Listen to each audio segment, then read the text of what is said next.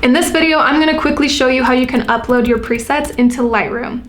If you don't already have my presets or someone else's presets that you're trying to upload, you can click the link down below and that will send you a free preset and you can use it to follow along with this video. It'll also send you a DNG file that you can use for Lightroom Mobile as well. Presets are usually sent through email, so that's the first place we need to go. Open up the email, download the XMP file into a folder that you know that you're going to have access to with Lightroom.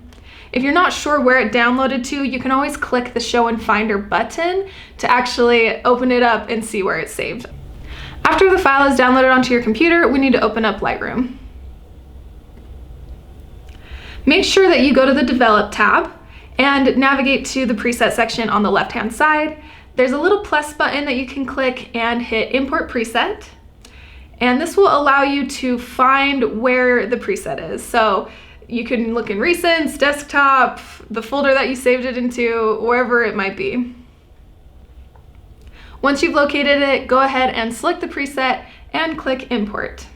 Once you've imported all of the presets that you need to, you can go to the User Presets section on the left-hand side. This is where your presets will default to, so you can toggle through them, find one that looks good for your photo, select it, and you're done. If you're looking for a video to help you use presets more effectively, you can watch this video over here. If you're actually looking to see how to upload a DNG file into Lightroom Mobile, you can watch this video over here. If this video was helpful, give it a thumbs up and subscribe. Thanks for watching.